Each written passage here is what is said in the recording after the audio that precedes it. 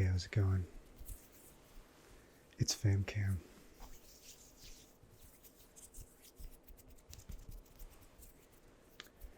And why am I wearing this tux? Easy. Anytime I do something James Bond related, I'm wearing this bad boy.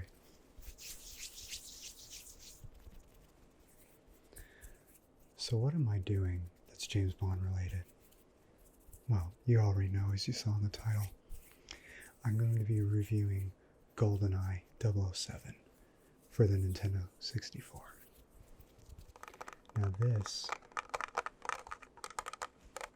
was a major icon in late 90s pop culture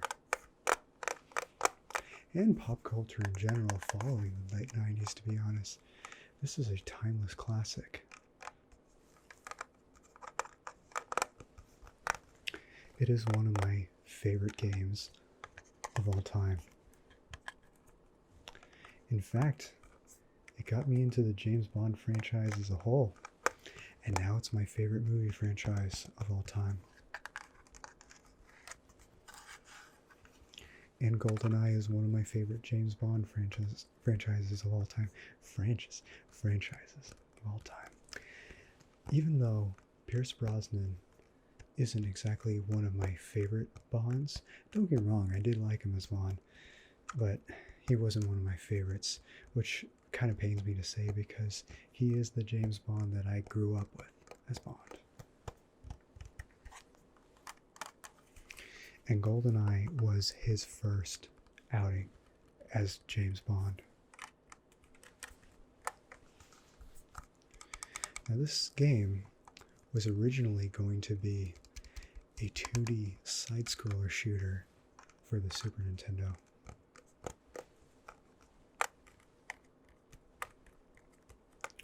I won't go into super details about why it wasn't, because to be honest with you, I forgot most of them.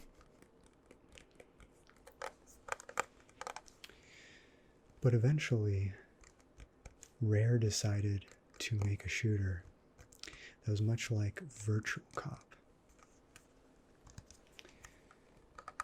which is a rail shooter. If you ever played shooters in the arcade where you have the gun, you shoot the screen, chances are it's a rail shooter where it moves around for you, and then when you get the command, you shoot the bad guys. Rare wanted to make a game like that.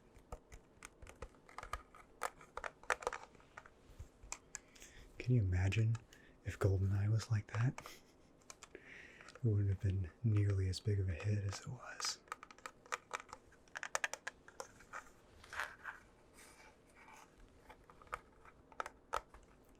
It consisted of a very small team, most of which never worked on a game before. Hard to imagine, right?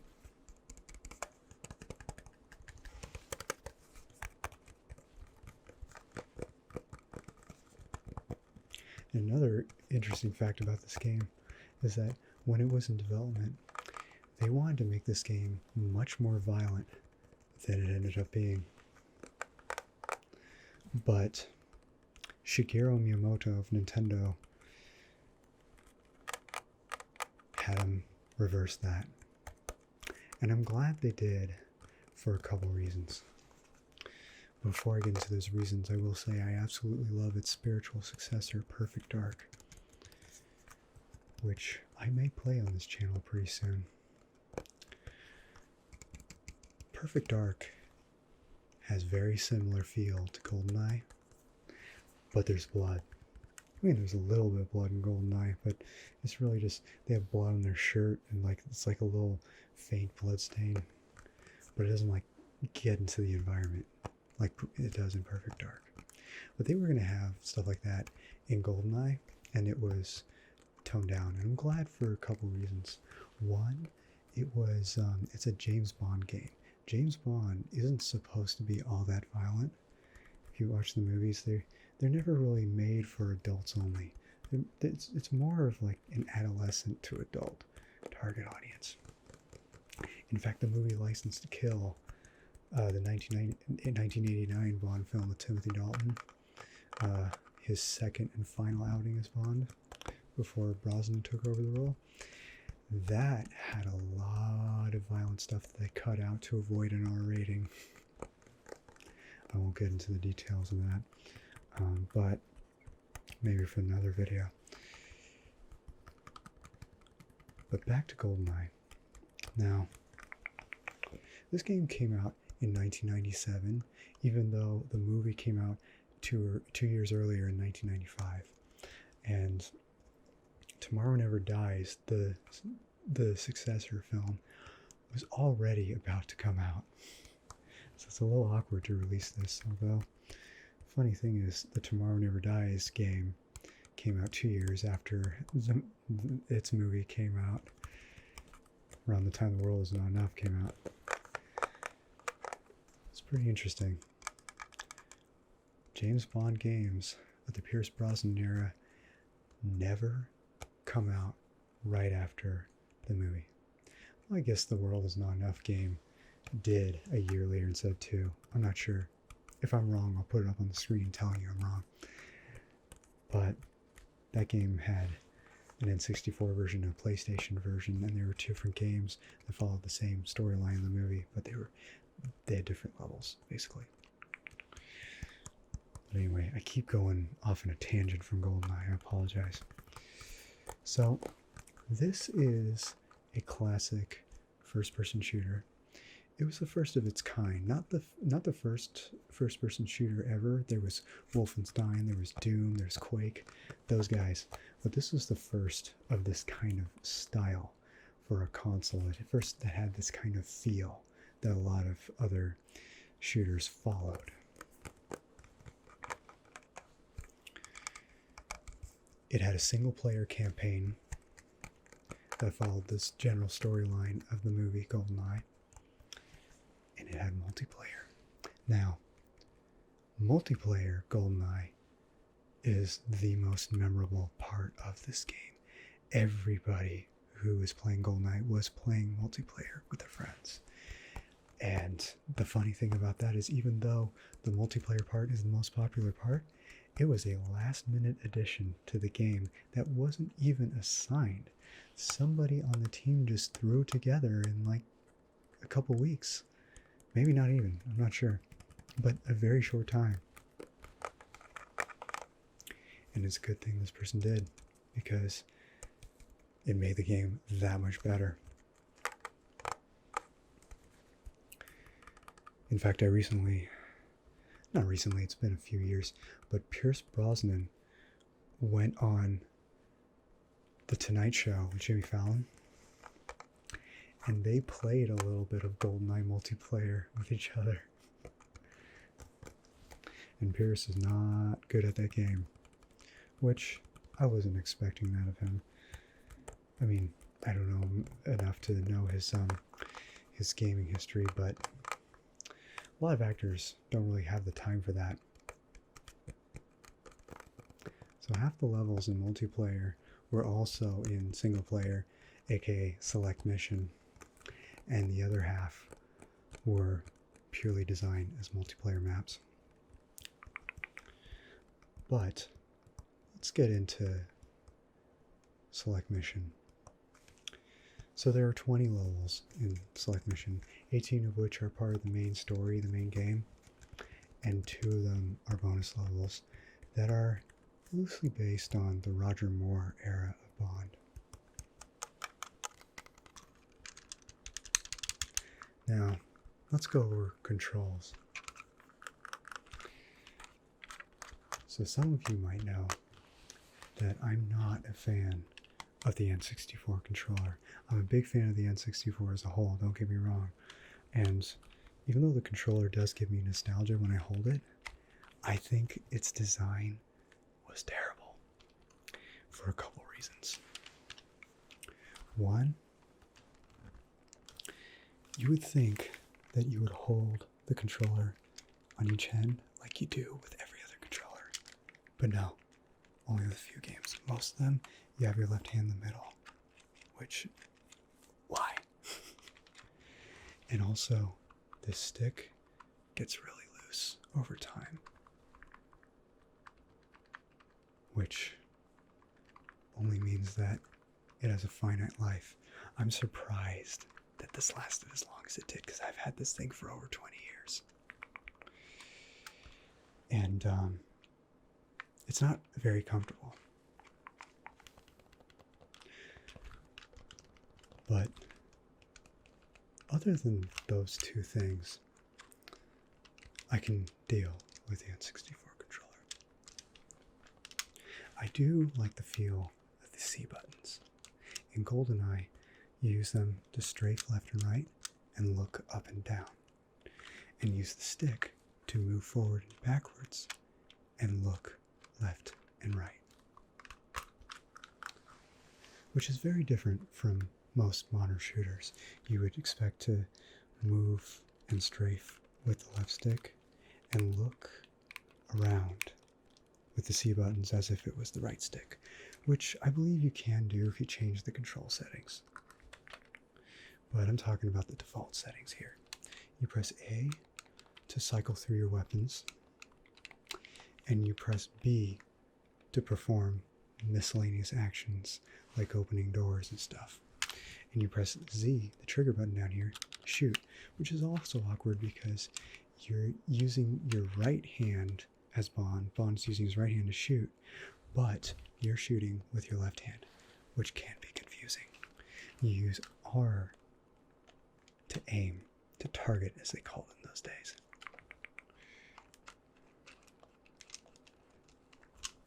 And when you press start to pause, the way pause works is Bond looks down at his watch, and while you're looking at the watch, the game is paused, and which is really weird because you're looking at the watch, and that means the enemies stop attacking you, and as soon as you look away from your watch, they start attacking you again. That doesn't make any sense, but whatever. But when he's in the process of looking at his watch, when he's moving his hands up, they can still attack, and when he's moving his hands away, he can attack again. So you do want to find a safe spot before you press pause anyway. Now, let's talk about some of the animations in the game.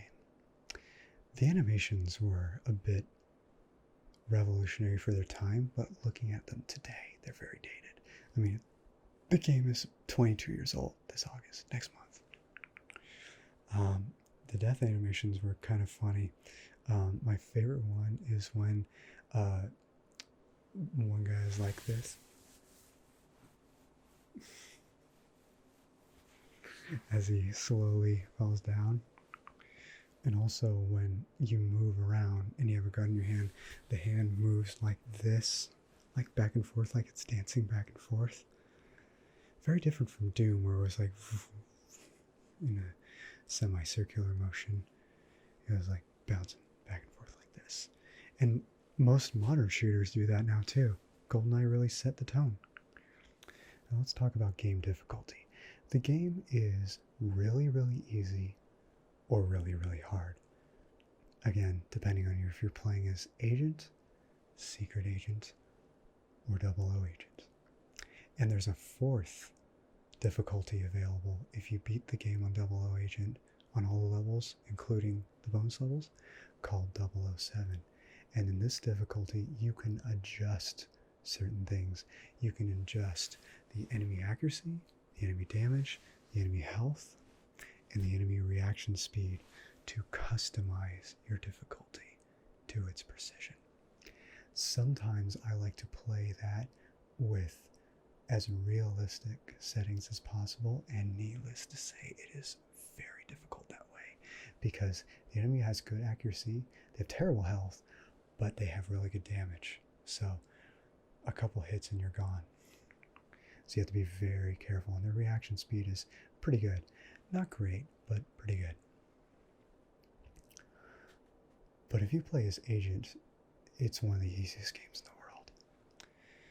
In fact, in the first level, the dam, if you play as Agent, you can easily just run through the level without a weapon, not attack anybody, and let them shoot at you, and you will still survive. In fact, you could do it getting hit only a couple times, maybe even not at all. You can beat that level shooting one bullet the one that you have to shoot to break the chain that is blocking the gate to the actual dam, you have to shoot that. But other than that, you don't have to fire any other bullets, and you can get through just fine. That's how easy it is. But going towards the end of the game, it does get more challenging, of course, like any game should, and you can no longer get away with stuff like that. And of course, some levels have objectives that require you to kill some enemies, including the last levels. But if you try to do that same thing on 00 Agent in the dam, the enemies are more deadly, and you have more objectives. And there's a whole hallway in the basement of the dam, inside the dam, that if you try to go through without a weapon, you will not survive.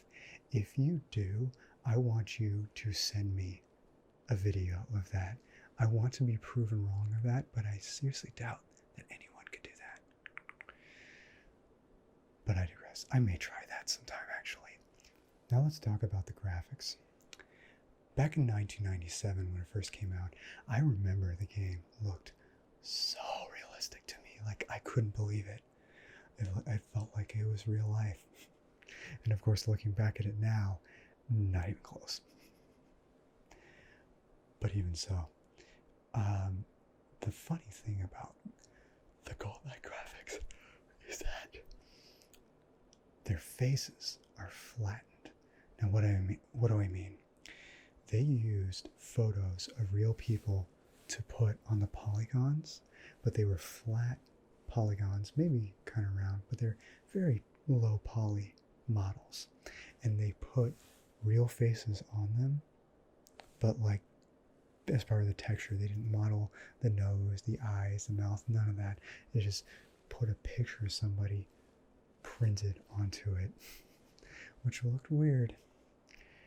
But it is what it is. In fact, I remember reading in Nintendo Power somebody saying that graphics are not the most important thing about games. Take GoldenEye, for example. The characters have flat faces, but it's one of the best games ever. And I agree. And I still feel that way to this day. It is one of the best games ever. A lot of people would agree, a lot of people would not agree, which, if you think it's one of the best games ever, let me know in the comments. If you don't, let me know in the comments as well. I'm interested about your opinion. Like, I don't care whether or not you like the game. That's your business. But I'm interested to hear your opinion about the game while we're at it. Now, sound. The sound, of course, is very primitive too, but was advanced for its time. But what I really love about GoldenEye, as far as sound goes, is the music. Grant Kirkhope is one of the best composers I've ever seen in gaming. And he's been on Game Grumps, which makes me like him even more. He is one of my top 3 favorite composers in gaming, in no particular order. Grant Kirkhope, David Wise, who did the music for the Donkey Kong Country series. I mean, my favorite soundtrack in all of gaming is Donkey Kong Country 2. And of course, Koji Kondo, the guy responsible for the Mario theme, the Zelda theme, and a lot of other Nintendo classics. But Grant Kirkhope, man, this guy is brilliant. He's written a lot of great music for Rare in the N64 era. And he's worked on ukulele as well. But for real, it's so amazing that there are so many different songs in this game that are derivatives of the James Bond theme, but feel like their own songs nevertheless. It is genius. So do I recommend that you pick up this game? You already know the answer. The answer is absolutely yes. If you own an N64, pick this up. It's pretty cheap these days, I think. Maybe not. I don't know. That's the thing about retro gaming, though, is that thanks to the internet, retro gaming has been very popularized, and because the demand of retro gaming has gone up, so do prices. Supply and demand.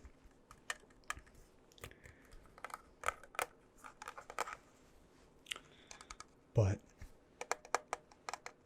it's worth it.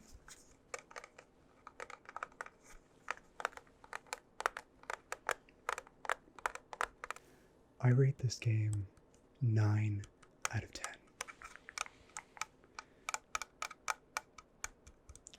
The reason why it doesn't get a 10 out of 10 is because nothing gets a 10 out of 10. No, I'm kidding.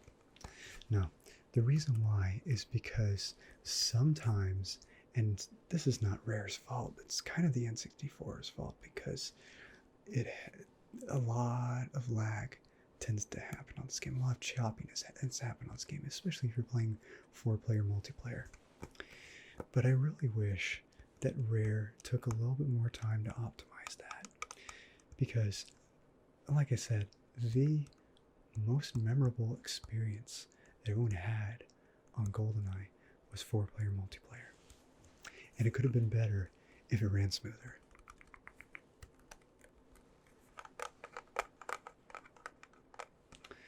But then again, it might be a nitpick. PC gaming does spoil you.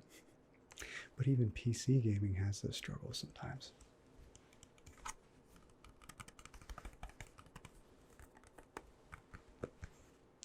Well, folks, I'm very grateful that you tuned in to listen to this review of GoldenEye 007 for the N64. If you enjoyed this, give this a thumbs up. Even if you don't like this game, if you at least like the review, give this a thumbs up. And if you're new to this channel, of course, don't forget to click subscribe and join the fam. And if you have any suggestions of what other games I should review, let me know in the comments. I'm going to make this a series. I have so many series. My God. But this is going to be another series. Why not? Because I'm very passionate about this.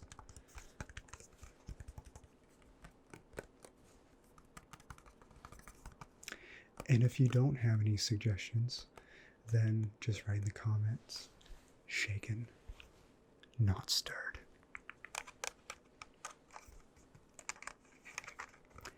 Have a good night, everybody. And as always, stay chill.